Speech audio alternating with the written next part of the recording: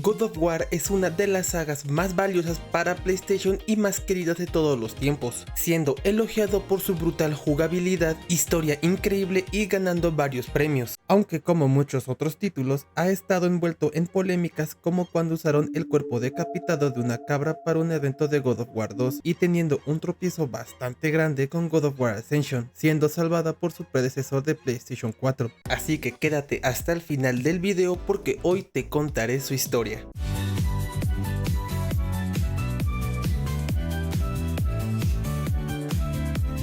Esta historia comienza con un chico llamado David Jaffe, quien trabajó como tester en juegos para la Super Nintendo como Mickey Mania en 1994, hasta que, por un golpe de suerte, se convirtió en diseñador de un nuevo título que fusionaría autos y misiles explosivos con heavy metal. Se dice que su obra fue destrozada por testers y por directivos japoneses de PlayStation, entre ellos Ken Kutaragi. A pesar de las duras críticas, en 1995 debutó Twisted Metal en PlayStation, volviendo un éxito total, obteniendo el título de Juego del Año en una de las publicaciones de videojuegos más importantes en su tiempo, consolidándose como un talentoso diseñador y afirmó su reputación en 2001 con el lanzamiento de Twisted Metal Black en PlayStation 2. Debido a esto, Sony pidió a Jaffe que ayudara a finalizar otro proyecto de carreras llamado Kinetica. A cambio le prometieron dejarlo crear el juego que él quisiera. Después de trabajar por 6 meses en Kinetica, iniciaría el desarrollo de su juego. La idea de tener un juego donde un personaje viaja por lugares de la mitología griega acabando con enemigos espectaculares vino de Onimusha. David Jaffe había estado jugando este título de PlayStation 2 y se preguntó ¿por qué no hacer algo así pero basado en la mitología griega? La visión de este director era muy diferente al inicio, ya que quería crear un juego de aventura en primera persona, pero influenciado por los puzzles de Ico y la brutalidad de Devil May Cry, le hicieron descartar la idea y que se inclinara por una cámara en tercera persona. Ya con el concepto del juego y la dirección que tomarían, necesitaban un personaje que encarnara la brutalidad que buscaban, aunque esto no sería una tarea sencilla. Al equipo de desarrollo le tomó 1 año y medio para llegar al concepto final. Ken Fieldman, artista líder de Santa Mónica, durante este tiempo comentó que esa fue la tarea más difícil, tomando como inspiración a Edward Norton con su papel de Derek, el personaje al que le da vida en Historia Americana 10, teniendo ideas que iban desde un elfo que parecía personaje de Disney hasta la de un esclavo con cadenas atadas a su cuerpo que terminaron formando parte de las espadas del caos,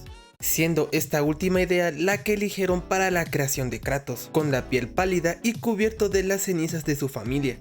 Una vez teniendo claro cómo iba a ser el personaje, era hora de darle vida alrededor del cual giraría la historia y el mundo de God of War. El reto era hacer un juego donde el combate rivalizara con los títulos japoneses, ya que para ellos los americanos no sabían hacer buenos juegos de pelea. Santa Mónica estaba trabajando con un animador de cine que participó en la producción del Señor de los Anillos, pero que a pesar de ser excelente, no satisfacía lo que querían lograr. Eso llevó a la contratación de Cory Barlog, que pasó a ser director del segundo juego de la franquicia y de la más reciente y aclamada entrega. Junto con Eric Williams, director de combate, dieron vida a los violentos movimientos y ataques de Kratos. Todo este combate se construyó con un mantra: el jugador debe sentirse brutal, soltar a su bestia interna y volverse loco con ello. Esto lo lograron con 2 sistemas. El principal permite decidir entre usar ataques mágicos, combinaciones específicas y minijuegos. El otro era presionar botones en el ritmo y las combinaciones que el jugador quisiera, y así descubriría las secuencias que mejor le podrían funcionar. Pero mucha de la sensación de brutalidad era transmitida gracias a las animaciones, las cuales fueron logradas con tecnología de captura de movimiento, donde se recrearon varias escenas y animaciones que los personajes tendrían en el combate. Estas decisiones dieron a las peleas con grandes cantidades de enemigos el dinamismo necesario para no hacerlos sentir aburrido, dando así la libertad de elegir cómo encadenar los ataques, o bien seguir al pie de la letra el sistema establecido. Para hacer evolucionar este combate se le dio al jugador la opción de decidir en qué atributos mejorar a través de puntos de experiencia, orbes que obtienes al acabar con tus enemigos y sirven para mejorar las cualidades de Kratos, pero su intención no era ser un RPG. El sistema de combate tenía como propósito dar libertad al jugador para encontrar su estilo, saliendo el 22 de marzo de 2005, logrando un éxito rápidamente, con un total de 4.6 millones de copias vendidas. Para finales de julio se convirtió en el sexto juego más vendido con una puntuación del 94% en Metacritic, describiéndolo como un juego adictivo que tenía el equilibrio entre tanto peleas como resolución de puzzles, considerándolo uno de los juegos más violentos del mercado, consiguiendo la autorización para una secuela. God of War 2 se realizó durante un periodo en que la PlayStation 2 estaba en su etapa final, con la PlayStation 3 ya disponible en el mercado, lo que lo convirtió en el canto del cisne de la consola, que se refiere al último gesto, obra o actuación de alguien justo antes de la muerte o jubilación. No conocía esta expresión y se me hizo un tanto curiosa como poética. A pesar de esto, el título logró destacar por su apartado técnico, con gráficos increíbles para su tiempo, animaciones fluidas y una banda sonora memorable, lo que contribuyó a su aclamación como uno de los mejores videojuegos de todos los tiempos, siendo lanzado en Norteamérica el 13 de marzo de 2007, en Europa el 27 de abril de 2007 y en Australia el 3 de mayo de 2007. Pero algo muy XD pasaría antes de su lanzamiento, teniendo un evento presencial en Atenas el 1 de marzo de 2007. La cual generó una fuerte polémica debido a que utilizaron el cuerpo decapitado de una cabra, que se exhibió durante el evento para impresionar a los asistentes. La compañía aclaró que el cuerpo de la cabra fue comprado en una carnicería cualificada y que el contenido del estómago fue reemplazado por una sopa de carne tradicional griega, siendo criticado por activistas defensores de los animales, argumentando que ese acto fue algo sin sentido y estúpido, que debo admitir tenían razón. Sony reconoció que el uso de la cabra fue de mal gusto y estuvo por debajo de sus estándares, anunciando una investigación interna. Desafortunadamente, estas imágenes no existen en internet. En un inicio, Sony iba a implementar todo este evento en su revista oficial, pero debido a toda la controversia que generó este evento, decidieron retirar más de 80,000 copias, y solo muy pocas personas que contaban con una suscripción a su revista pudieron ver toda la cobertura de este evento. Pero esto no afectó al lanzamiento de God of War 2, ya que terminó vendiendo 4.2 millones de copias a nivel mundial. Tras su éxito, también fueron desarrollados dos precuelas, siendo un juego para celulares llamado God of War Betrayal. ¿Recuerdas esos comerciales que decían manda escáner al 60700? Pues este juego también fue publicitado en ese tipo de comerciales, pasando sin pena ni gloria ya que no agregaba mucho a la trama, y un título para PSP llamado Chain of Olympus, aunque el juego se anunció como una historia completamente inédita y no un simple remake o port. Su desarrollo se centró en crear una experiencia única para la PSP, adaptando el esquema de control de la serie a la menor cantidad de botones del sistema, siendo lanzado el 4 de marzo de 2008. Llegando así el último juego de la trilogía principal con God of War 3, el cual fue un proyecto ambicioso que se extendió durante 4 años, comenzando incluso antes de que terminara el desarrollo de God of War 2 en 2007. Santa Monica Studio invirtió más de $20 millones en el desarrollo del juego, con un presupuesto total de comercialización que superó los $60 millones.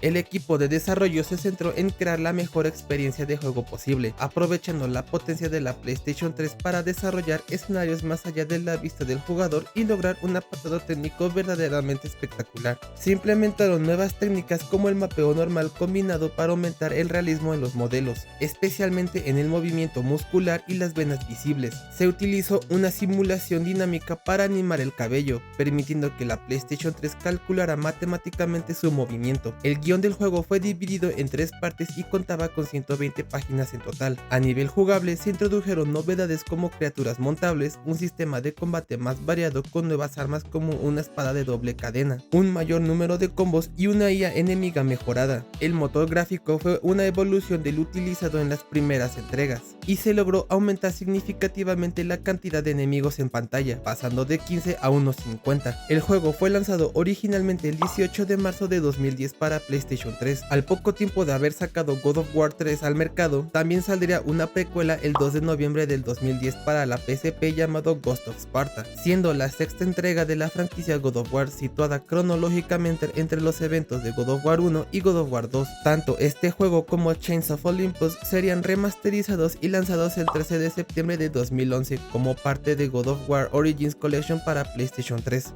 Para este punto, la saga ya tenía rato recibiendo críticas en base a la jugabilidad repetitiva y a su cámara, que aunque la jugabilidad la mejoraban conforme pasaban los juegos, para mucha gente terminó siendo lo mismo, y en el caso de la cámara, siendo en muchos momentos muy incómodo para jugar. Sin embargo, todo empeoraría con God of War Ascension, así que agárrense porque esto va para largo. Que es considerado por muchos el peor juego de la saga debido a una combinación de factores que desilusionaron a los fans. Aunque el juego es técnicamente impresionante con escenarios de gran escala y efectos visuales que pusieron a prueba la PlayStation 3, su historia es ampliamente criticada como la menos atractiva de toda la serie, prometiendo más de lo que se ofrece y centrándose en enemigos menores como las furias, en lugar de figuras mitológicas principales como Ares o los dioses del Olimpo. Esta falta de impacto narrativo se acentúa porque el juego es una precuela que no aporta mucho nuevo a la trama principal, limitándose a llenar algunos huecos sin revelar elementos significativos. Además, el juego fue lanzado poco tiempo después de God of War 3 y Ghost of Sparta, lo que generó cansancio por la repetición de la fórmula de hack and slash y la saturación de precuelas en un corto periodo. La introducción del modo multijugador en línea fue vista como un intento forzado de monetizar la franquicia en una época en la que muchos jugadores estaban hartos de contenido online obligatorio en juegos de un solo jugador. Aunque el multijugador fue considerado entretenido por algunos, no logró extender la vida útil del juego como otros títulos lo hicieron. En cuanto a la jugabilidad, el sistema de combate fue criticado por ser poco innovador y por presentar mecánicas problemáticas. El sistema de rabia que bloquea los ataques básicos y el uso de la cámara, que a menudo se aleja tanto que dificulta ver la acción, han sido fuertes puntos de crítica como dije hace rato,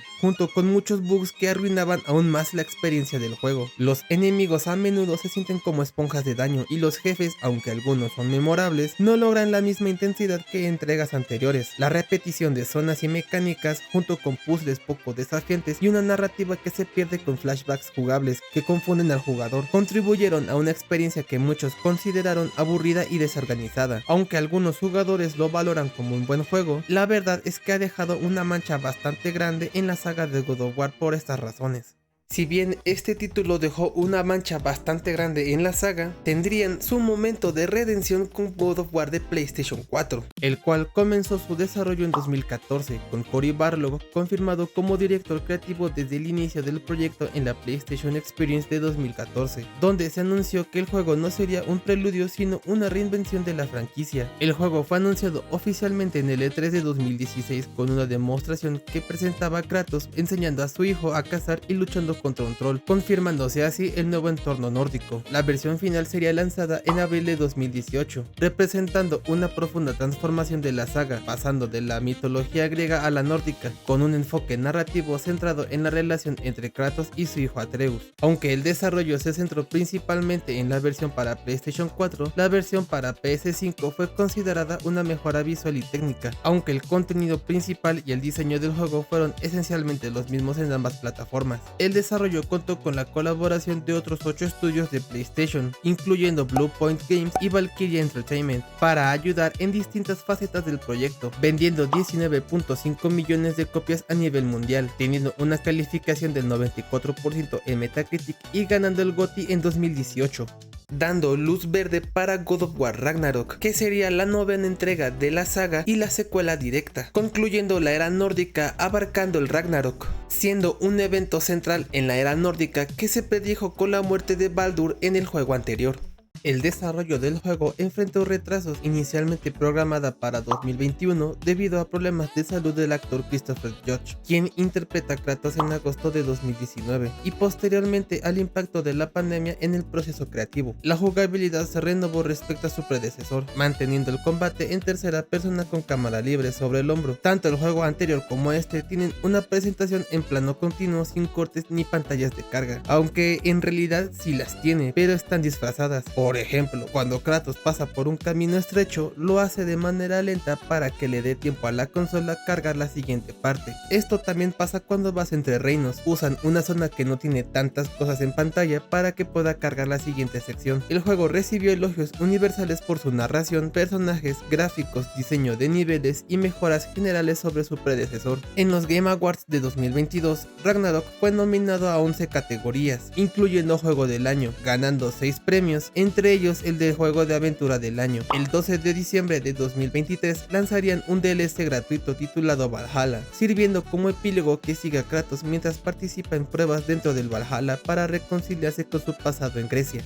En septiembre de 2024 se lanzaría una versión para Windows, ampliando así su acceso para otra plataforma. Por desgracia, este juego se ha envuelto en múltiples polémicas, principalmente relacionadas con la representación de personajes y decisiones de diseño. Una de las más destacadas surgió con el diseño de Angrboda, quien fue representada como una joven de etnia negra, lo que generó críticas por parte de algunos jugadores que argumentaban que no era fiel a la mitología nórdica. El guionista Matt Sophos respondió a estas críticas en Twitter, señalando que no se les impusieron políticas inclusivas y destacando que otros personajes como Brock, un enano azul, o Sindri, un enano gris y germofóbico, también habían sufrido cambios significativos sin generar la misma reacción. Expertos en historia y arqueología como Alberto Venegas y Michael Herran han argumentado que estas polémicas no se deben al rigor histórico, sino a la resistencia de romper con ciertos estereotipos culturales, como la imagen de masculinidad blanca y poderosa asociada a los vikingos, un concepto que se forjó en el siglo XIX. Otra polémica, que siendo honesto fue una estupidez, surgió con el diseño de Thor en el mismo juego, que presentaba un aspecto más robusto y alejado del estereotipo de rubio atlético popularizado por Marvel. Esta representación también generó críticas por no ser fiel a la mitología, aunque expertos señalan que el concepto de vikingo en la cultura popular es un constructo moderno más que una recreación histórica precisa. La versión para PC también generó controversia, principalmente por la exigencia de vincular una cuenta de PlayStation Network. Muchos jugadores se quejaron de este requisito, especialmente en países donde era necesario recibir un código de verificación por SMS o presentar documentos de identidad, lo que generó preocupaciones sobre privacidad, aunque algunos usuarios reportaron que pudieron jugar sin hacer login en PlayStation Network,